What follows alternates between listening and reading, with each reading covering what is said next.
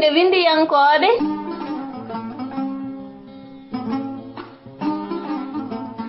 Tufnde windiyankoɓe Ko yewtere nde Gollal Media waɗanta on yontere kala e oɗo sahaa.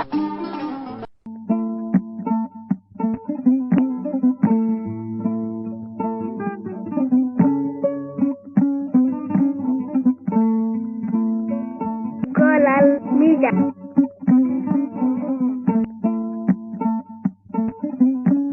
bandiraɓe musidɓe tedduɓe hettiyankoɓe alirde Gollal Media, min calmini on bismima moon e yewtere men taw ko yewtere nde noddirten Tufnde windiyankoɓe. taw ene hebla noon ɗum musidɗo moon Salif Tall ɗo e nder haalirde men Gollal Media. ɗum noon bandiraɓe tedduɓe hettiɓe en e nde ɗo yewtere, sikki ala en jetti Allah tawɗo o en juuli e Mouhammadou Rasulullahi ɓurɗo windere o. en jetti en jarnima jinnaɓe men, en juurima seremɓe men to banggue diine e aada.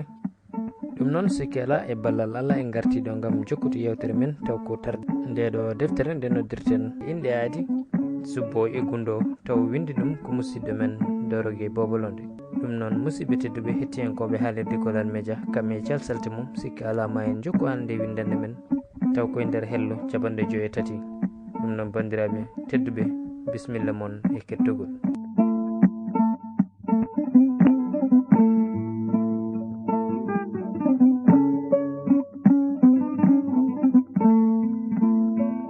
Gollal Media.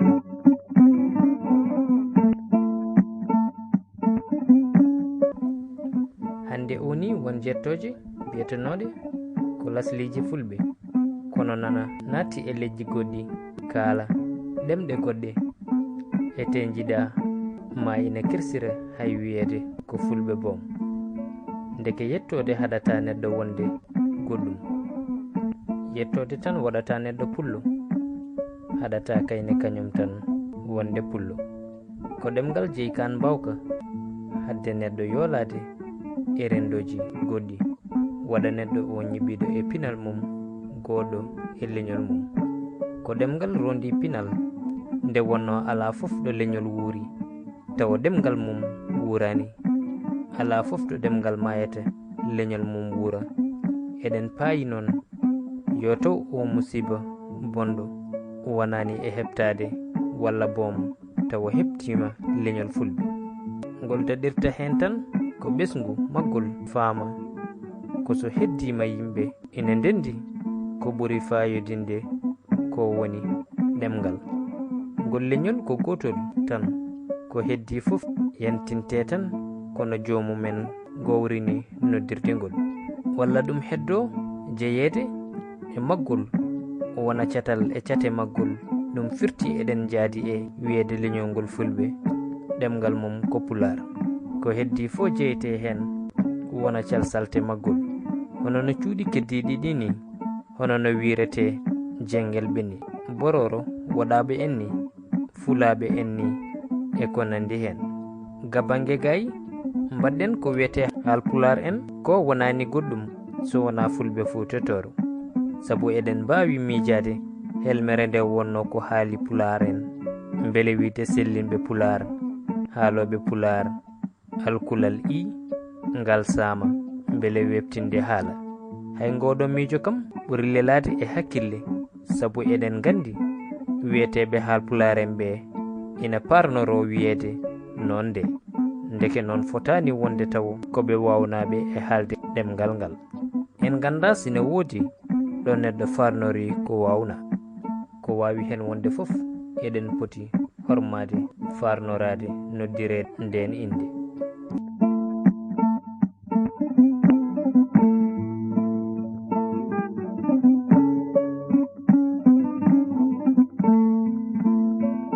Gollal Media.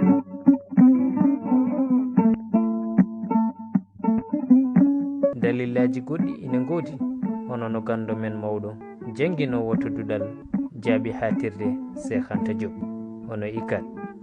ina wiye ceerno Aboubacry Moussa Lam yajnori hen e nder deftere mum wiyetede gila heeli e yoyo ha Fuutatoro.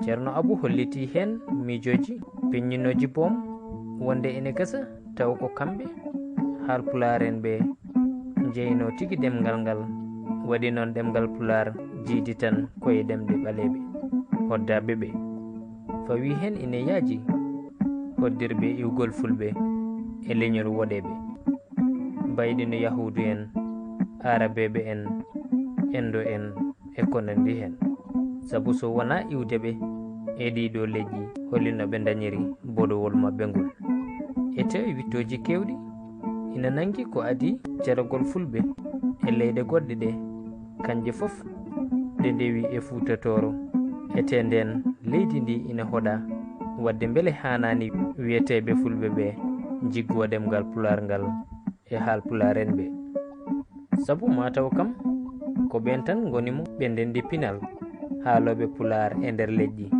gonnoɗi ɗon ɗi woni soninkoɓe sereraɓe jolfuɓe e ko nandi hen wadde so tawi won haalatnoɓe Pulaar ko adi fulɓe wiyeteɓe ɓe wonata tan ko Haalpulaar en ɓe e wiide nde ɗo yiyande sabu ko ɓen tan ɓe ndendi pinal kono ko yiyande tan heddoto tan ko yiyande ko wawi hen wonde fof eɗen mbiya ko gonga walla wona sabu ko yiyande tan kono ko ha paamen yiyande dallinortoɓe tan fawade e lelgo helmere tan ko yiyande nde yuɓɓani nde nawata hay nokku ganden kadi wona ko ɓe kalata ko tan woni ko miijete hen jiyande goɗɗe ine ngoodi ina e ko tawilte ko heewi ko yowiti e firgoji aadaji diineji e ko nandi hen kono ene satti susnade wiide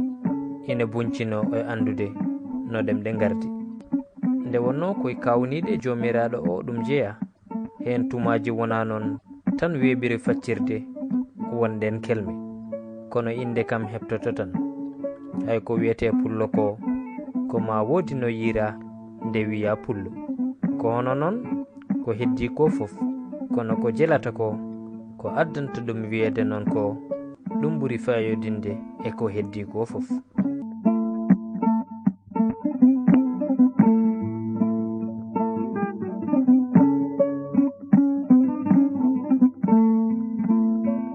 golal miija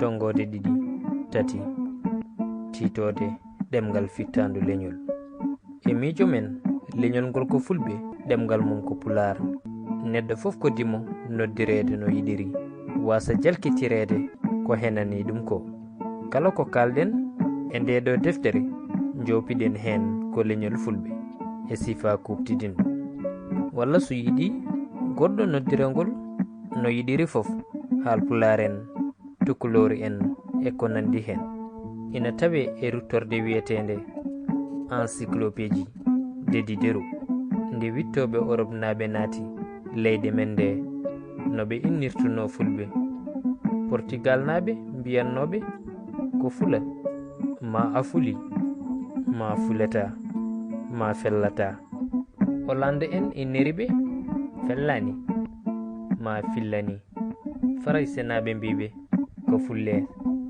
Alman naaɓe noon noddiri ɓe ko ful ma fulen ko fula ma pul ma fillani to bange leƴƴi koddaɗi safalɓe arabeɓe berbere en noddirta ɓe ko fulla fullani fula fillani ma futa sudannaɓe mbi fella fulata fande jolfuɓe mbiyata ko fulɓe Peul Pulaar Tukulóor kono mandinkoɓe mbiyata ɓe ko fullanke fulankunda fula enenne kay ene jogii no noddirten ɗi leƴƴi taw jiida no ɗi mbiyata koye majje en potani jogade hen hay saɗede wotere hunde ene wawi jogade inde kewɗe taw ittata ko nde wotere tan ko ɓuri wonde ɓamtare leñol ngol hande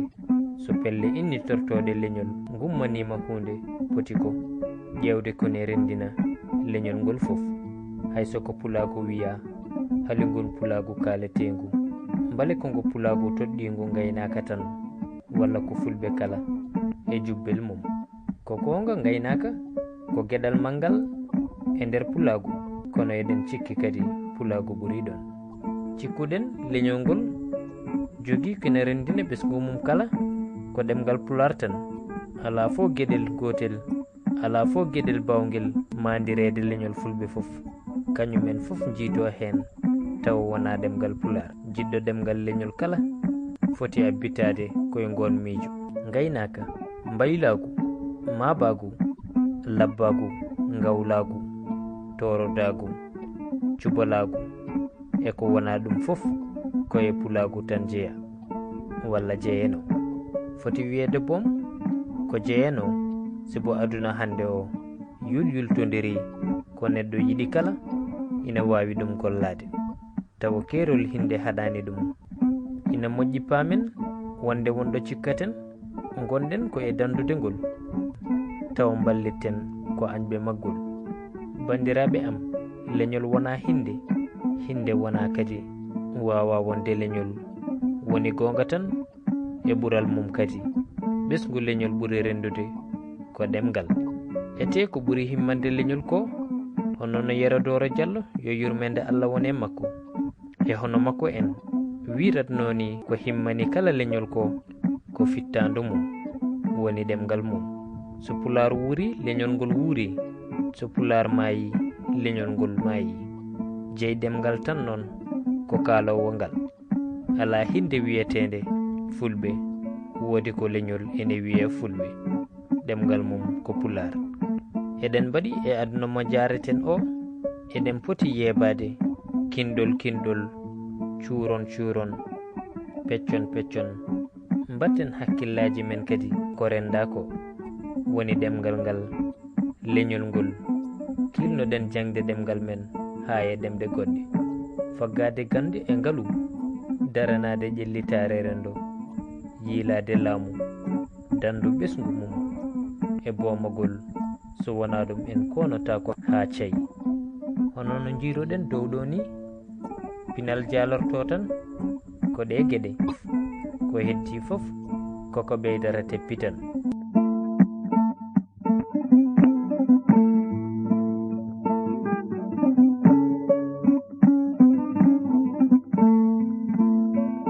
Golal miija.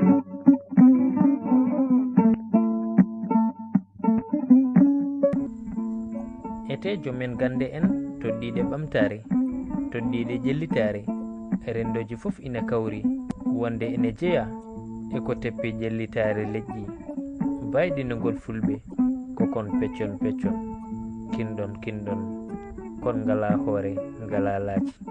Teskoɗen hono no mbiruɗen downi, ina gasa tawa kinde puɗɗiri ko golle tambiɗe gurdam rendo.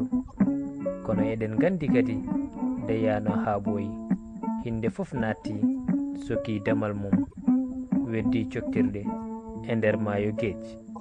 Watti hankadi wona gawowo fof wontata cuballo, wona tafowo fof wiyete baylo, wona janguɗo fof wiyete torodo e ko nandi hen.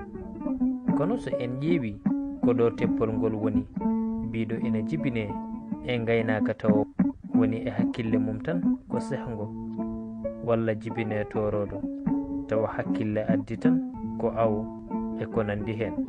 Pular wiyata ɓernde rokkete koko yiɗi, mawɗo so towama aynoyta. Ina hasi kala ko ɓernde neɗɗo addi ko yiɗi gollude, so waɗama toon ko nden ɓurata wawde yencinde. Alassane Moussa Ndiaye wi, saɗa yiɗi moƴƴinde ko gollanteɗa, hoto tottude sehel ma tottata ko sehel golle mum. Kono noon so en teskima ko ɓenni ko, neɗɗo gollata tan hinde nde o innitorto, hinde nde o andira nde o innitorto. Ndeke ina gasa tawa hakkille jomum jaggani ɗum, so suɓaninoma hoore mum ko yiɗi ko nden ɓurata moƴƴinde. Ko ɗum waɗi leƴƴi ɓamtiɗi ɗi daɗi en to on banggue ƴellitari.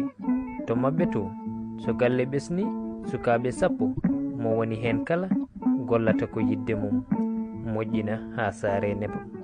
Jiɗɗo mabde ma boya, oya faya awo, oya wona dartiyanke, o oyo wona naalanke oyo fettuya fuku e ko nandi hen. Bandiraɓe, hay so tawi en puɗɗima hankadi famde ganden tawi en daɗama no feewi. Enen fof en fulɓe tan walla halpulareɓe en ngala hen caɗele so tawi won suɓoriɓe noon. Ɗemgal men ko pular yo wur pular. Eɗen paami addanno en artude eɗen kelme fulɓe e halpulare en tan ko ha pamodiren taw ko leñol ngol fof joofaɗo e deftere nde yanti hen tawde woni ko inde fulɓe mbiɗen arwande fof ko famodirde ko woni inde leñol taw ko adi inde ɓiɓɓe mum koyne kaale koye on saha tan mbawaten yaɓande inde ko jeeya e leñol ngol.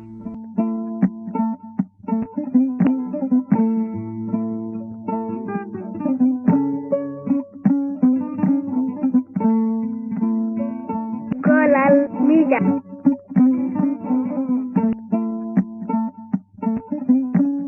Ɗum noon bandiraɓe musidɓe tedduɓe hettiyankoɓe haalirde Golal Media, sikki ala ko ɗo kanduɗen taro meɗen e nder deftere men Inɗe Aadi Subboo e Gunndoo taw koye hello capanɗe 60 ɗum noon bandiraɓe musidɓe tedduɓe hettiyankoɓe haalirde Golal Media en dokkodirat Aadi so hawri e welede Allah ha alhamisa paaɗo ma en gartu gam jokkude kadi taro meɗen taw koye tongote tati tew titode muɗum ko nafoore inde.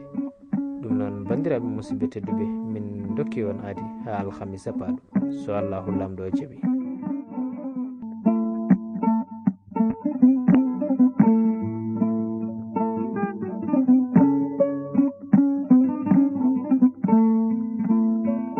Golal Mida.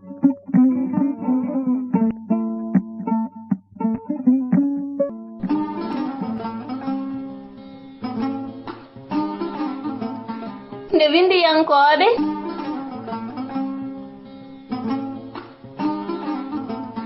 tufde windiyankoɓe ko yewtere nde Golal Media waɗanta on yontere kala e oɗo saaha.